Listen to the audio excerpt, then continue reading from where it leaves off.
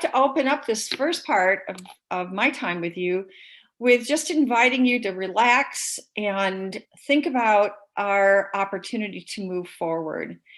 I hear so much in the dialogue that we've had in the last few workshops and in the feedback that you provide in all the various ways that you give us feedback, that you are really looking forward. You're focusing on how you can take whatever opportunity is available to you between now and the end of the school year, maybe even during the summer a little bit, and definitely as we move into the fall.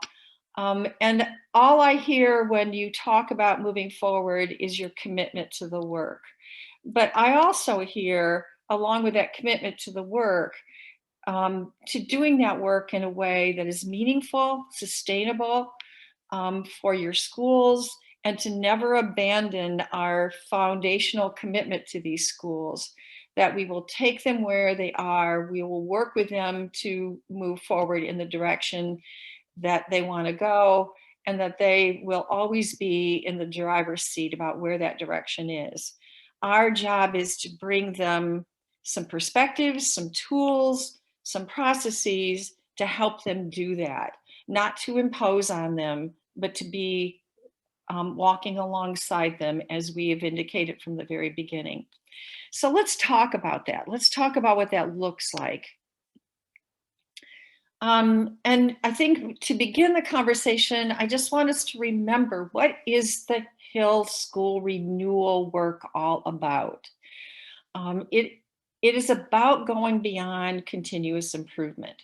When we go in a mindset of continuous improvement, there's some things that happen. Sometimes it creates borders on our thinking and boundaries on our thinking. And one of the ways we can help our schools is to remove those boundaries and to think beyond just improving, but to really consider the joy of being able to come at the work of educating children in a different way, informed by evidence-based practice, but also in a way that recognizes that our children have untapped capacity and our teachers and principals have untapped capacity. That's not to say that they can work any harder. In most cases, our teachers and principals have been working as hard as they ever have during this last 12, 14 months. But this is an opportunity to think about how to work differently, more productively, and to let some air out of the balloon of all this stress that everybody has experienced in this last year. Our HIL work, school renewal work, is about aligning behavior. It's about getting down to day-to-day behaviors and reimagining how we can change our day-to-day behaviors in ways that will help all children have those learning opportunities and achieve the outcomes that we envision for them. And by doing that, it's about having the confidence and the belief that if we prioritize very specific learning growth targets for children, we'll make a whole lot more gain than if we try to move children forward in their learning on everything at once, or if we try to change everything about how we educate our children in every way all at once. So it's about making change in ways that are very targeted and specific. Our work is also about, when we get down to it and we look at the 4 leadership principles, it is about building the motivation and the capacity for adaptive change. Our work is about helping schools reframe, refocus, and reinvent, informed by 2 things: a deep, deep understanding of the current state of their children's learning and the current state of their practice, and informed by evidence-based practices that will help them get from their current state to their desired state. That's the work. We focus this work on the school because A great deal of our research and the research of other school change and school reform or renewal researchers have ended up with findings that reinforce that the school is the critical unit of change. And I invite you to read a piece that's going to be in the View from the Hill that will be coming out in about a week or two. It's a piece that Dr. Shen and I have offered to help people understand that research. And it talks about how the studies that we've been able to do with national data sets over about a 15-year period keep reinforcing the idea that there is like this fault line between the school reform and school improvement policies that are set forth at the state level and the strategic plans to achieve that growth set forth by districts, that somehow all of that gets encounters a gulf or a fault line that ends up with very little of it translating to what's actually happening in classrooms. And this little piece that I'm referring to here and linking to is an opportunity to take a look at how we've learned about the school as a critical unit of change and why we're focusing so hard on making change at the school level. So I would invite you to look at that at your own leisure. What we do know, and again, this is from about 15 years of very, very widespread research studies, is that when we have principals and teachers work together and share school renewal type leadership practices, that's when we start to see the schools actually making a move. And that's when we see evidence-based practice really permeate the boundary of the classroom and the culture of the schools.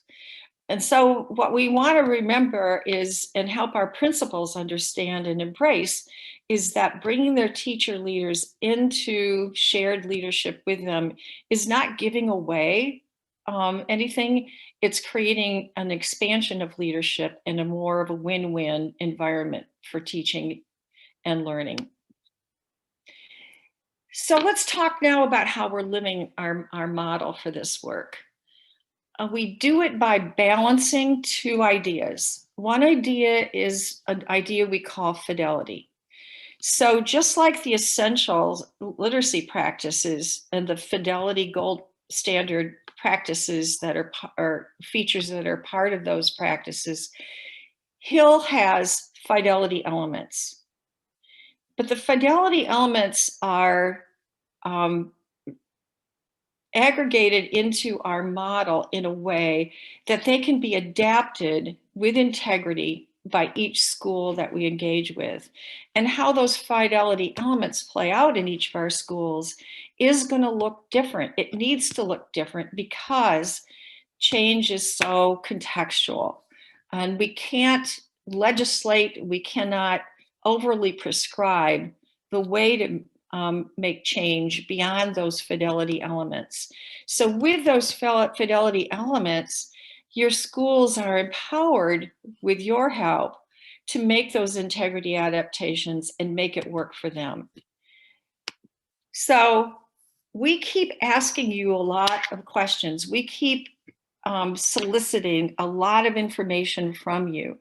Why do we do that? It's not to judge. We have no right to judge because we're learning right along with you. What we do know is that we've provided you some well-vetted fidelity elements for the HIL model.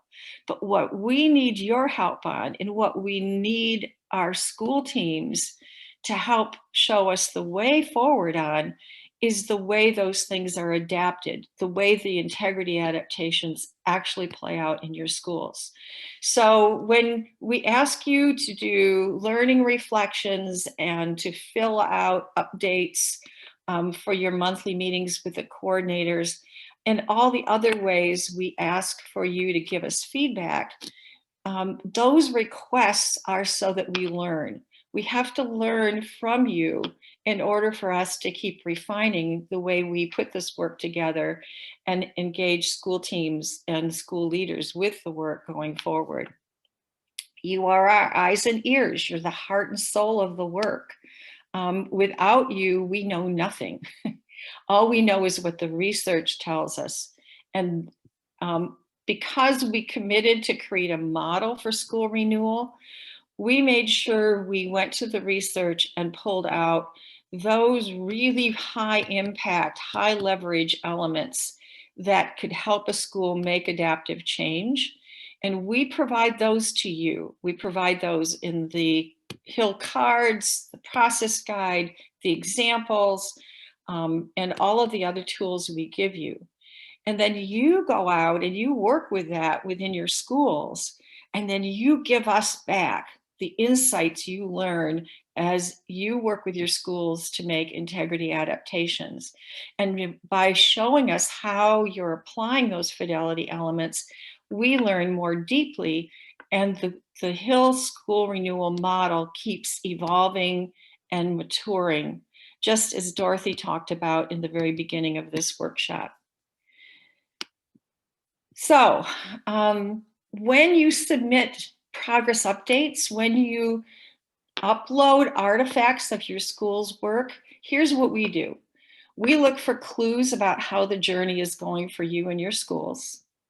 We look for ways that we can support you and your schools through the workshops, through the one-on-one conversations each month, through the summits, and any other resources we can bring to bear to support you. We do look for the fidelity elements. We want to see where and how those are showing up in the work and how you're making those work. And then we look at those artifacts to better understand how you're making them work in a way that fits the school. We're looking for those integrity adaptations. So, turning the page, we have explored and taken several months to go back. For those of you who were in cohort A and those of you who joined us in cohort B, we went back through the entire framework of the HIL process, all the 4 principles. We went through phases 1 through 3 in the creation of the gold standard guides. And we're now looking ahead to the phase 4 monitoring plans. It is our deepest hope that either by the time the school starts in the fall, or at least within those first few weeks of the school year in the fall, each of our schools will have a continuous monitoring plan around at least one gold standard implementation guide. Will all of you get your schools exactly there in the same way at the same time? No. But as we look at year 5 being our opportunity to make an impact on these cohort B schools, that's what we're going to try to accomplish. And again, where and how that happens, and the variation of the timing is going to be based on your best judgment about how to move your school forward.